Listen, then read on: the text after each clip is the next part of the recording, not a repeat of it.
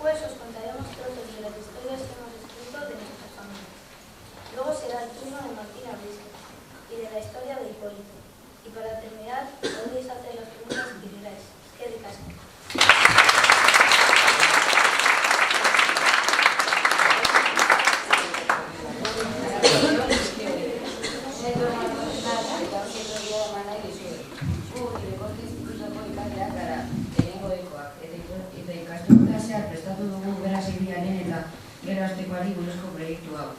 Proiektuan, gure ekite eta mamen gaineko informazioa, kontakizunak eta argazkiak batu ditugu.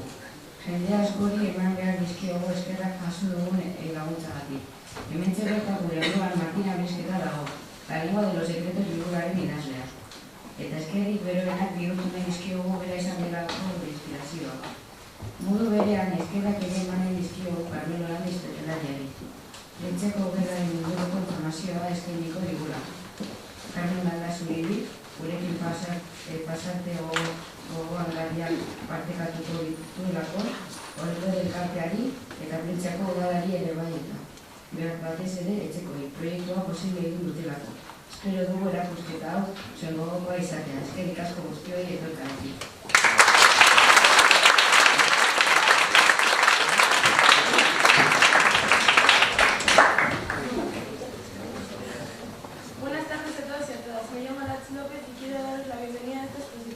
Nosotros somos alumnos y alumnas de IES del Distrito de Uribe-Costa y hemos preparado durante el curso este proyecto sobre la guerra civil y la posguerra.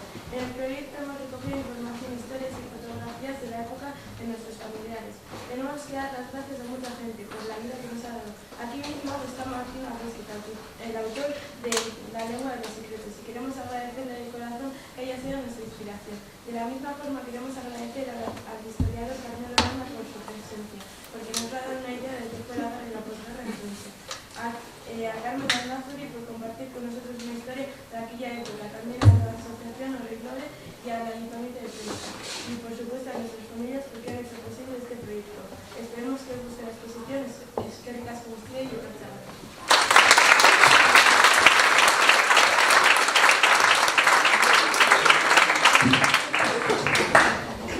No sé si voy a poder mejorar estas presentaciones.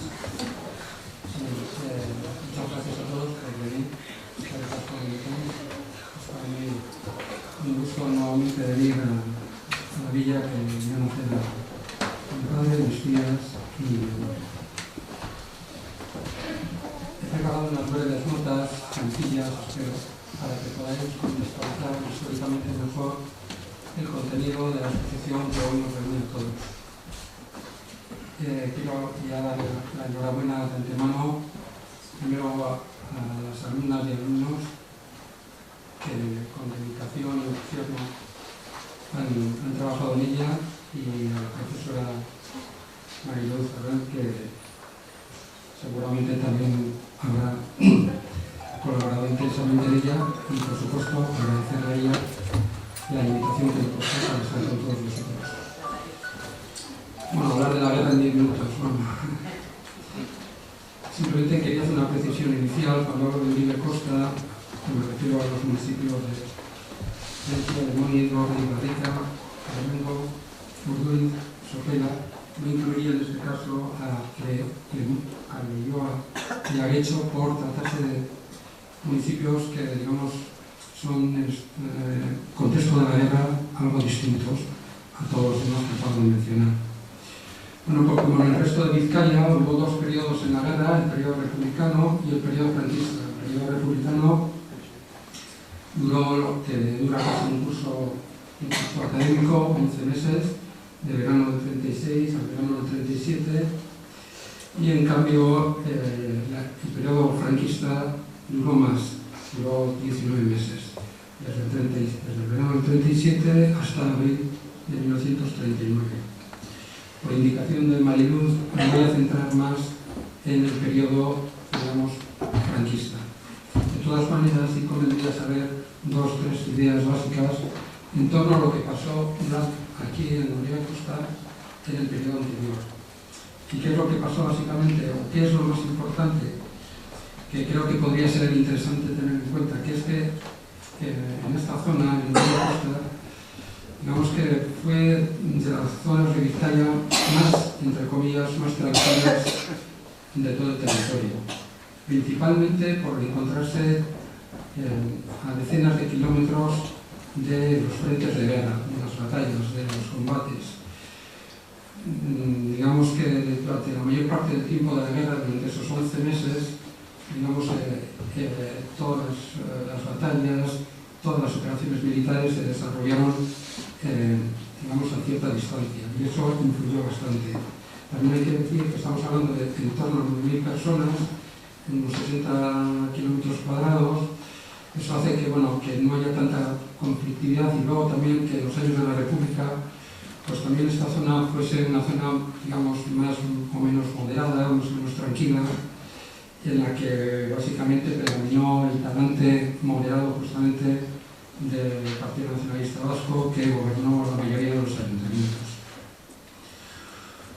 Por otro lado, sí me gustaría incidir que primero en los, digamos, los municipios, en lo que son los cascos urbanos, por decirlo de alguna manera, de estos 7 municipios, digamos, no hubo bombardeos, no hubo combates. Las fuerzas franquistas con los italianos fueron los que entraron sin dificultad, sin mucha resistencia, ¿no? Y eso hay que tener en cuenta, pues, hizo que, pues eso, que no hubiera muertos en el propio pueblo. También es verdad que durante el periodo republicano, en el cual el gobierno vasco, de los 11 meses que indicaba, gobernó más o menos 8 o 9, pues no hubo muertes violentas, no hubo procedimientos, no hubo torturas, no hubo malos tratos. Eso tampoco, como digo, no hubo bombardeos. Digamos que fue, entre comillas, entre muchas comillas, una especie de oasis. Hay que tener en cuenta también que, claro, la guerra es la guerra, y eso se vio en el día a día. Eso, bueno, quizá algunas personas que puedan estar aquí lo hayan oído, por supuesto, y quizá igual lo hayan experimentado, el problema del racionamiento, la comida, el alistamiento de los jóvenes para ir al ejército vasco, la suspensión de las clases, prácticamente no hubo clases, la suspensión de las fiestas, etc. Digamos, la vida cotidiana cambió, ¿no? Pero todo ello dentro de un orden. Hubo detenciones, hubo registros, hubo cosas que pasan en la guerra, pero más o menos dentro de un orden. En otros municipios de Vizcaya la cosa fue mucho más conflictiva. Solamente querría indicar que quizá lo más significativo aquí, por ejemplo, en Plencia, fue la llegada progresiva de refugiados, un tema que nos tiene que sonar ahora, nada más ver los telediarios. Básicamente, antes de empezar la guerra en Plencia, había censados en torno a 2.000, 2.200 personas, y prácticamente en la guerra acabó Plencia, pues en mayo del 37 podría haber unas 4.000 personas, 4.000 y poco. Eso supuso, pues, también muchos cambios, alojamientos en casas, en lugares públicos, etc., ¿no? Como os podréis imaginar.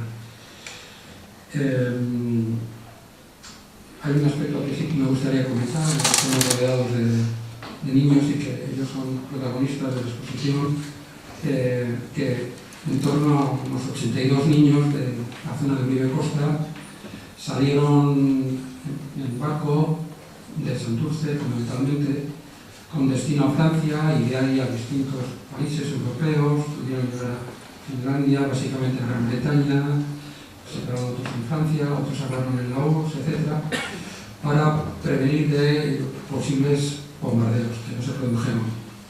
¿Por qué? Porque, bueno, estuvo muy presente el bombardeo de Durango, y ya no digamos cuando ocurrió el bombardeo de Guernica. Entonces, muchos padres, para evitar una posible muerte de sus hijos, pues enviaron a sus niños en barcos a Francia. 42 de Plencia, 22 de Sopenac, 12 de Venango, 4 de Lemoiz, 2 de Gorliz, etc. Y me gustaría terminar esta etapa de la guerra diciendo que probablemente el hecho más importante de la guerra en Uribe Costa fue justamente la evacuación de los niños y niñas ingresados en el Hospital Marítimo de Gorliz, en el Sanatorio Marítimo de Gorliz, con todas las enfermeras, médicos, todo el material sanitario, los empleados, etc. Fue algo que tuvo una importancia, fue más allá de aquí, más allá del País Vasco, tuvo repercusión internacional, con intervención de la diplomacia francesa, española. Bueno, la verdad que se montó un buen episodio, con mucha propaganda, etc. Y salieron en torno a casi 300 niños, de los cuales en relativamente poco tiempo volvieron prácticamente la mitad. ¿Qué decir del periodo franquista? Bueno, el periodo franquista pues, se basa en lo que podemos denominar una dictadura que se sustenta en un golpe de Estado que, en definitiva, lo que hace es,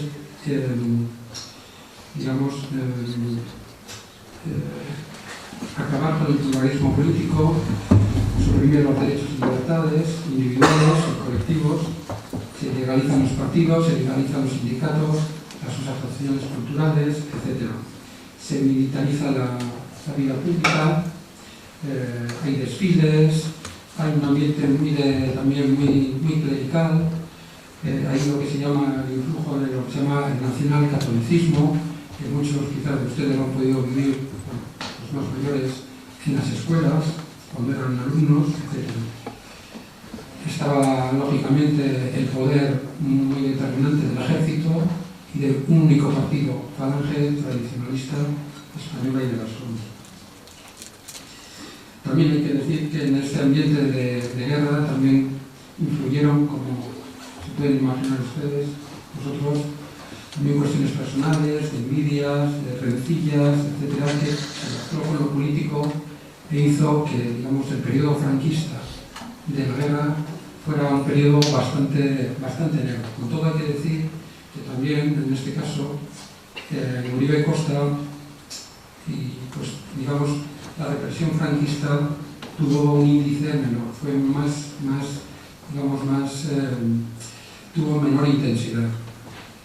De todas maneras, sí me gustaría decir, en principio, ya fundamentalmente, porque uno de los enemigos declarados del régimen franquista, que eran, digamos, el izquierdista, el ateo, el sin Dios, como se solía decir, pues en esta zona de Vizcaya pues no había tantos, ¿no?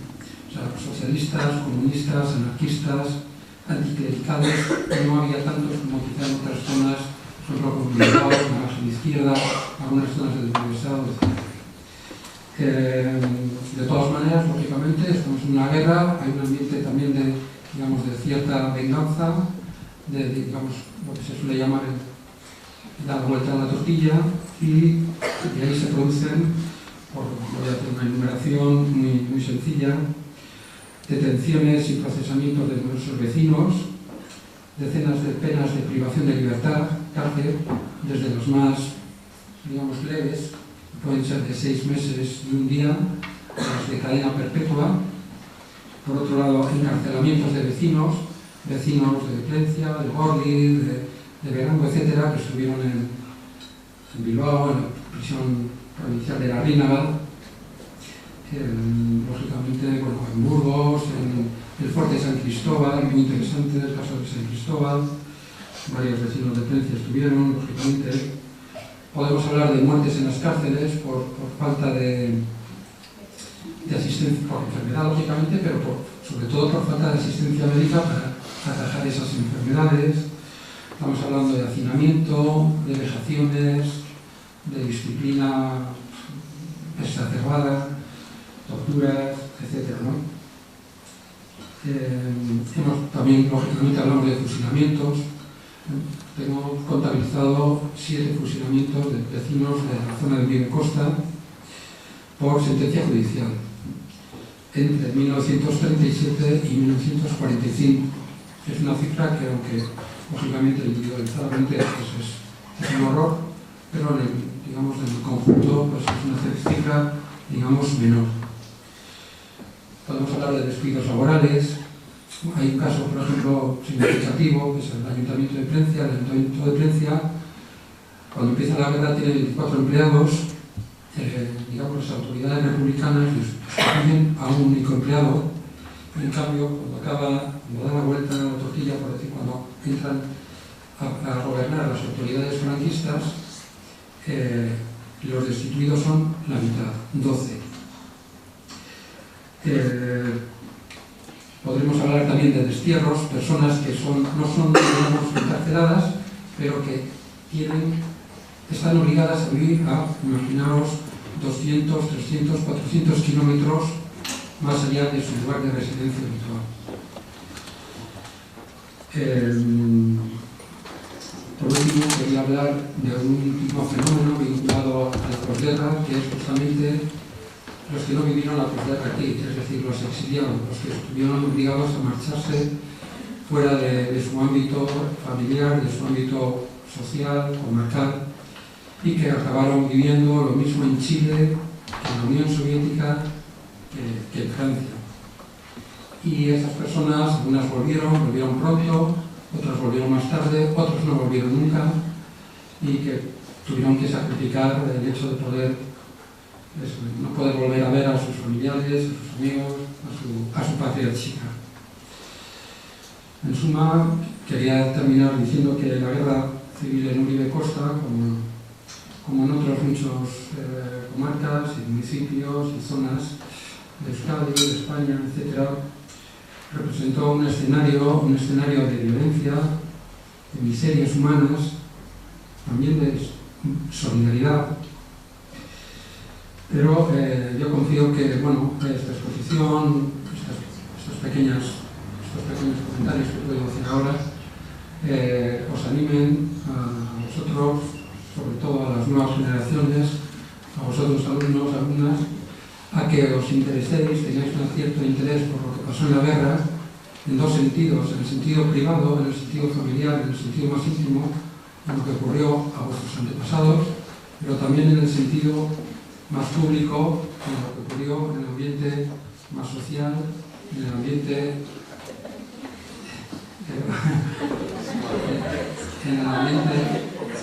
más que más queréis conocer vosotros, de los municipios en los que vivís. Y sobre todo con una intención, y con esto termino, para que podáis digamos, valorar, en el sentido más amplio de la palabra, lo que es poder vivir en paz y en convivencia democrática. Muchas gracias a todos.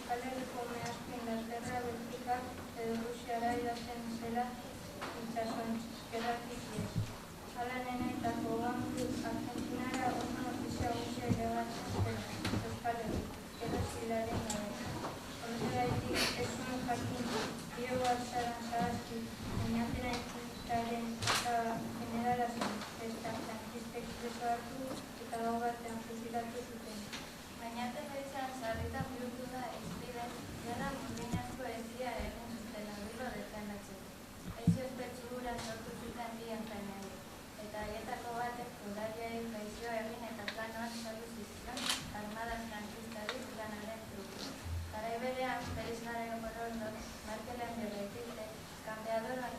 bikaina izan zen, eta errepublikar armadari Mussolini ematen zion. Italiarrek ura jakin eta urraren kampeadari itsasontziak bombardatu eta ondoratu zuten. Behar bada, egun berean, enararen amamaren neba zurreko lubati batean zegoen, eta bizilagun batekin hasi zen berretan. Orduan tiro bat eman ziratu bizilagunari, eta iragan zen. Hanek dio, 1998 urtean, amamaren aita hil zeratu Nikolausek jota. Ume zuntz geratu ziren, aizpa neba eta ira. Orduan, aita monjen eskola batera eraman zituen. Eskolan nebarrega banatu zituzten, eta ez zuten neukan ikusten. Gozek ziren, benetan, eta horregaitik gau ez sukatera egoten ziren. Akaltetutako bataten azalak jaten. Aiteren aitite kasatzen duen nebrazo eta horretak kontura handia ziotela euskara zintzituen, debekatuta zegoelako. Eta bizia arriskatu zuela, ikudenean pentsako erizak eskutatu izanako. Geraren ondorio zuzena, jendeak pilotunean duen negozia eta Aitoren amanoak dio, erretanagoak garanja bat okabitu zioten, superopaia urkitu zitzaitu. Goz izango zirelako badira. Martinen aitita amamei guztia hartutu zuen, baserutik zeludik onbiztu. Baita horren arratxaten. Aldoro bera ikitea deresoko ditxiko baten bizitzen zerria da. 1996an inbazio hutsan zen. Nazionalek logoinera eraman eta gero fusilatu zuten. Gainera, smart fusilatuen emazterik, zilean moztu eta gero, diskulatzera behartza zituzten. Bai, deretan urtezkotazko zarrazkiak gertatzen dira. Horrezagatik tribunatxo familiarrek, beran dela ona iraritza. Izolipina bat hiltzen delako eta erdiko hori bihurtzen delako. Kotxe batzuek dirupina bat irabazten dute armak saltzen dituztenak dira hain zuzen egin.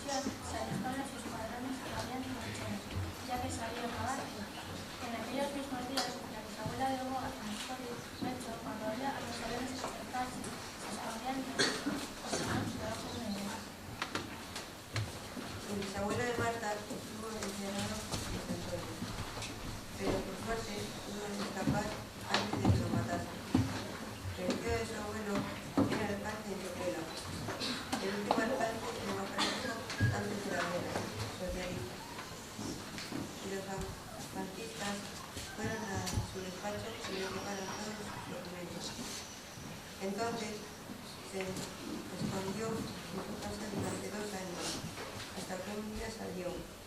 Le pillaron y le pusieron un castigo, sentarse todos los días a la Guardia Civil.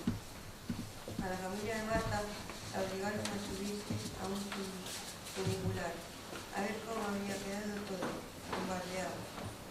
Finalmente, el abuelo de Marta, Carlos Echea Urbano, se convirtió en el primer alcalde de Sopela después del franquismo.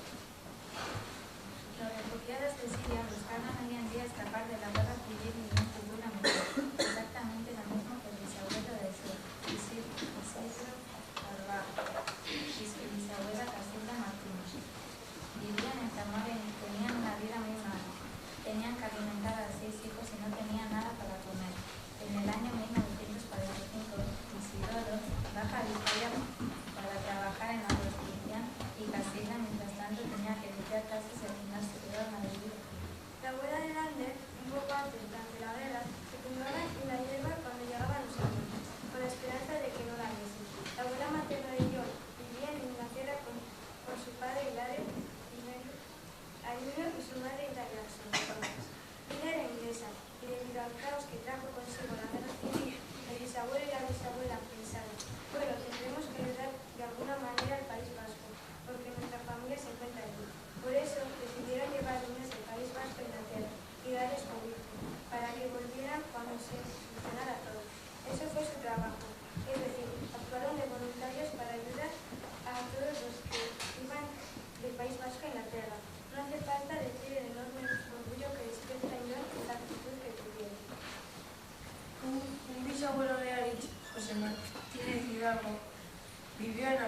Castilla-La Mancha al inicio de la guerra y se dedicaba a la agricultura. Se nombraron alcalde, pero duró poco, ya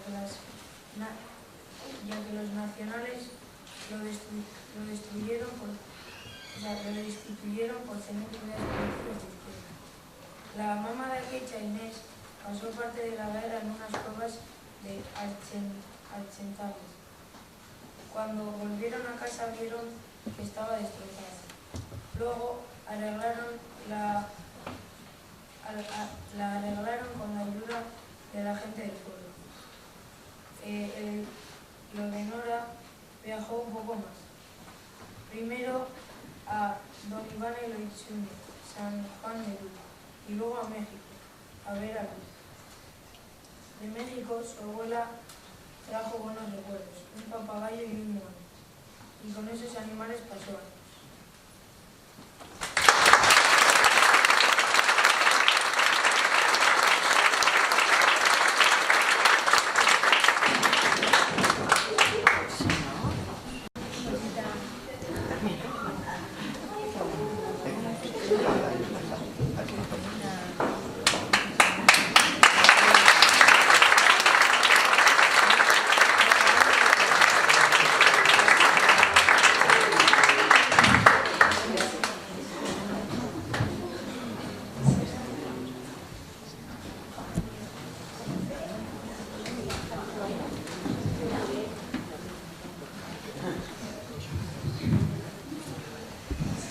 Hola, buenas tardes. Estoy encantado de estar aquí. Ella es mi tía, Matilde, protagonista de la novela, del Reino de los Secretos. Luego voy a hablar de mi título. Seguro que es más interesante lo que ella dice. Bueno, antes de nada quería dar las gracias por invitarme, por esta exposición, por la iniciativa, a Mariluz Arranz y a Jorge Zamora. Los niños han dicho que yo he sido la inspiración de esta exposición, pero no es verdad. La inspiración ha sido ellos, la iniciativa vino de ellos. Ellos leyeron la novela, se identificaron, toda la familia, ¿no? Se habéis identificado con la novela y me invitaron a dar una charla en el instituto, que es la charla más bonita que he dado en mi vida y que daré en mi vida, con mi tía, y nos pasamos genial.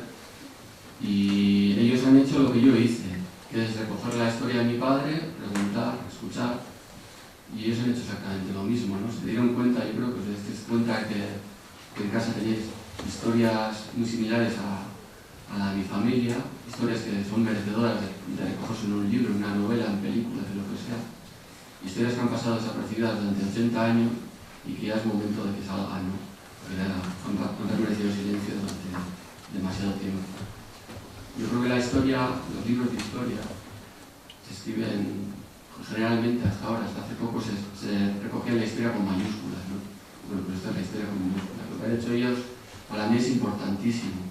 Yo me siento, le han dado un significado a mi trabajo que yo no he encontrado. Yo había escrito fundamentalmente para mi familia, para mí, para crecer, para recoger, para mi futuro, para todo. Era un proyecto personal, familiar, y ellos, más que nadie, han dado una dimensión que para mí es desconocida, ¿no? Han hecho algo importantísimo. Yo creo que este es, a mi juicio, igual desde luego soy subjetivo, es una exposición importantísima. Yo creo que todos deberíamos hacer esto. Ellos han hablado de la inspiración, ¿no? De que les ha servido de inspiración. Yo ya he dicho que no, que seguramente para mí han sido sus profesores, pero para lo que a mí me sirvió de inspiración es precisamente un niño como vosotros, ¿no? Que era mi padre. Él tuvo un punto de vista de los acontecimientos, de lo que sucedió en la guerra, muy bonito, muy dramático, pero muy bonito, muy engañoso, ¿no? Porque él se engañó, pensó que vivía una guerra de mentiras y se puso a luchar contra ella, ¿no? Y a saludar a los pilotos alemanes, pensando que eran amigos, porque los niños no conocen enemigos, ¿no? Y eso es lo que vuelvo a ver que es así, ¿no? Los niños no conocen enemigos, las guerras las inventamos los mayores y creamos grandes dramas. Y quería agradeceros lo que habéis hecho, porque os habéis acercado a la realidad de unos niños que viven muy lejos en este momento, que son los refugiados, que eran refugiados como mi padre, como vuestros familiares en algunos casos, y que necesitan nuestra ayuda. Y ahora le voy a dar la palabra a mi tía, que... No. ¿Yo qué quieres que me diga? Bueno, le hago yo la pregunta. Yo, la verdad, pues son recuerdos muy bonitos de la historia que vivimos, que tampoco a mí me ha traumatizado para nada. Yo fui una niña que pasó pues mucho sufrimiento en algunas ocasiones, pero luego también me tocó vivir épocas bonitas, como la estancia en Francia, que fue tan bonita. Y al final, pues a lo largo de la vida he recordado siempre lo bonito, lo que sufrí en Santander, en Santander, cuando nos vimos solos entre los bombardeos y sin tener que comer, con mi madre en el hospital, que no la veíamos, solos, pues allí lo pasé muy mal y lloré mucho cuando me metieron en un barco que me alejaba de mi madre, que estábamos solitos.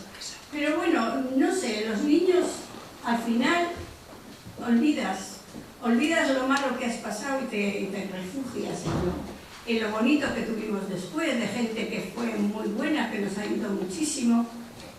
Y al final, pues pasó el tiempo y volvimos a casa, no había habido ningún muerto. Eso es fundamental, porque cuando hay muertos entonces ya todo cambia.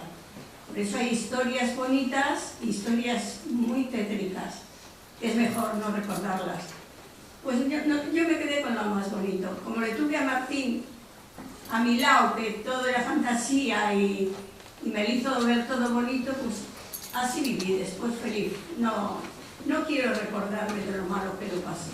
Pasamos, pues, como todo el mundo pasó, la mayoría en aquellas épocas.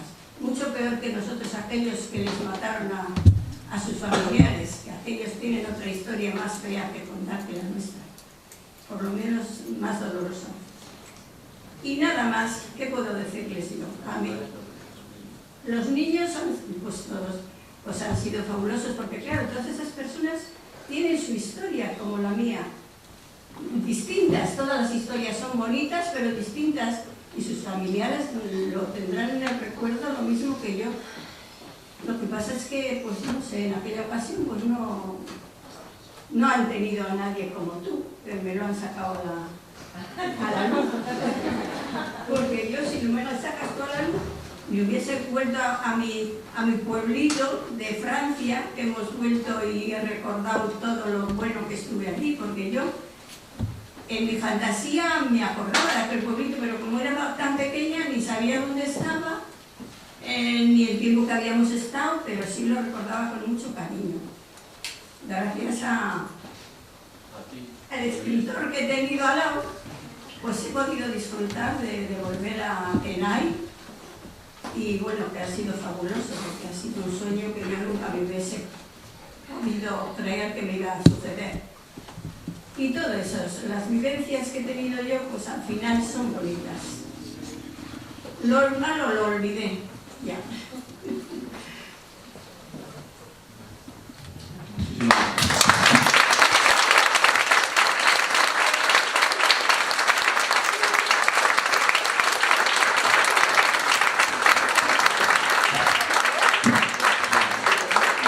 Muchísimas gracias, que habéis hecho algo precioso para mí, para mi tía.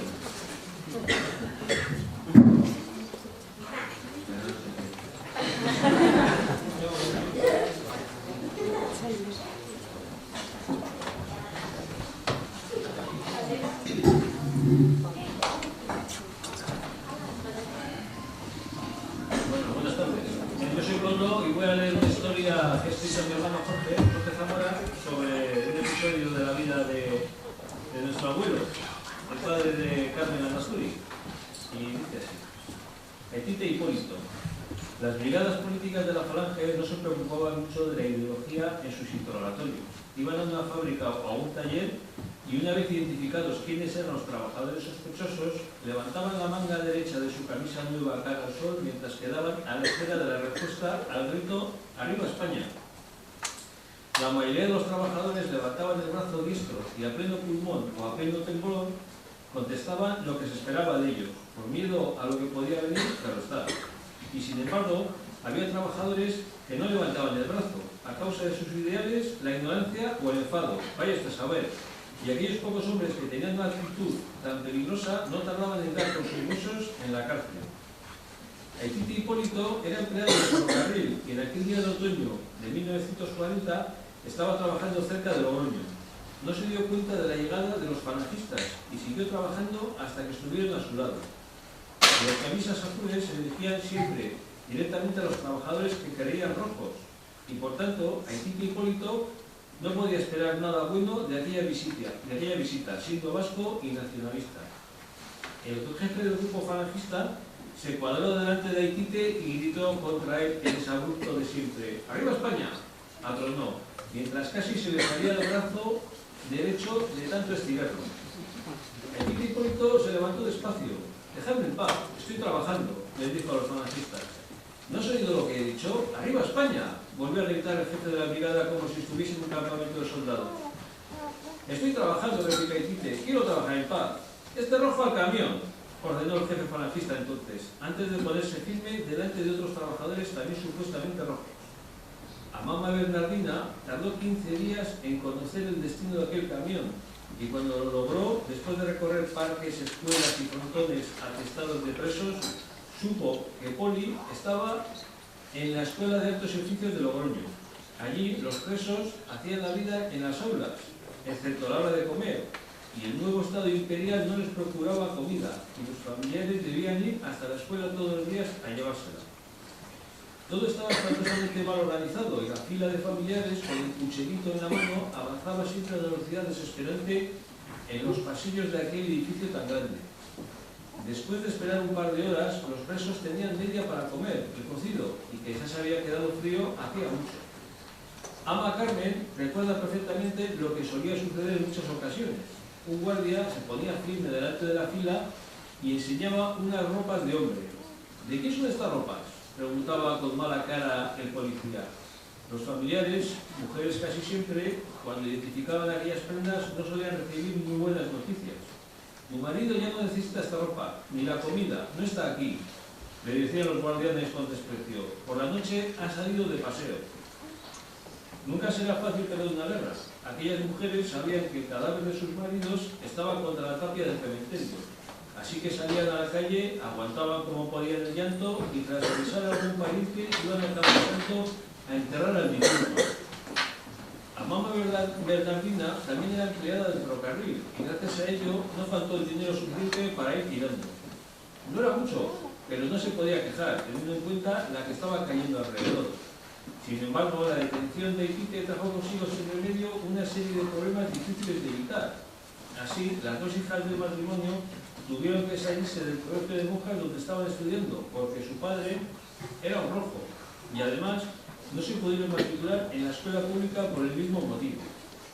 Con miedo a que algún vecino las denunciase a causa de su condición política, madre e hijas se apuntaron a la sección femenina y no faltaban ningún domingo a misa.